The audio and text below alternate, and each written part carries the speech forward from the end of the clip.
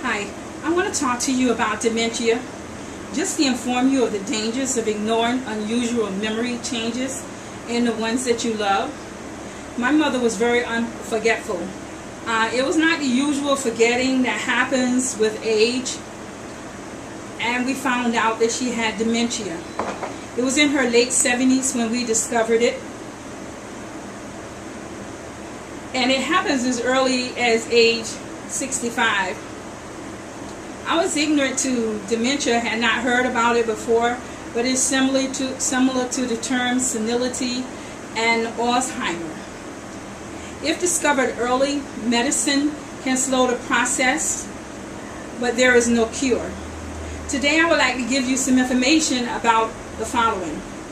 I discovered that my mom's memory was rapidly declining and that she had dementia, and that dementia could eventually cause a loss of life.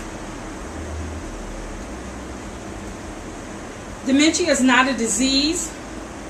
It is a term that's used to describe a collection of symptoms that can be caused by a number of disorders that affect the brain. People with dementia have significant impaired intellectual functioning that interferes with normal activities and relationships. They also lose their ability to solve problems and maintain emotional control. And they may experience personality changes. They may begin to curse. They may begin to beat on their loved ones and friends because of this particular disease. They will have a loss of appetite, and you ask them if they ate, they can't remember if they ate or they drank anything, so you have to force them to eat. They can no longer care for themselves in their own apartment, so you will need to decide if they're going to assisted living or a nursing home. Well, in assisted living, a person must be able to dress themselves and they must be able to feed themselves. They will get help with baths. In a nursing home, they have 24-hour care, and they work with all stages of the individual. If there is personal care, you will decide who is going to help you to take care of your loved one for 24 hours. At the nursing home, there will be constant doctors who visit, nurses who dispense medicine, and aides who there will give your loved one personal support. The need for support from the siblings is very important, because as you begin to care for that loved one and make decisions, you need their support also. You'll need to, if you're doing personal care, arrange for a sibling to come and to relieve you at some point, especially if the person is living in your house and you're there 24 hours. You need someone to give you some personal or me time. You need to have family and friends visit them often, make them feel comfortable, make them feel that they're loved and that they are cared for.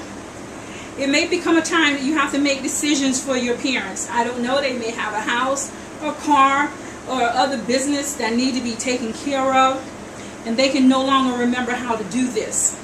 So you cannot just go by word of mouth and say, okay, I'm going to be the person who's going to take care of her. You literally have to go to the court and get a power of attorney. With the power of attorney, you're able then to manage the business of the loved one.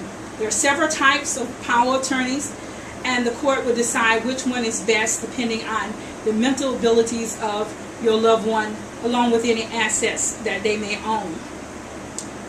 You must act on behalf of the person, doing what is best for them. Do you know what their will is? Do you know what their desire is? Do you know whether they want to be carried back to South Carolina and buried, or buried in Connecticut? Is there a place that they've already purchased? These are things that you'll need to care for.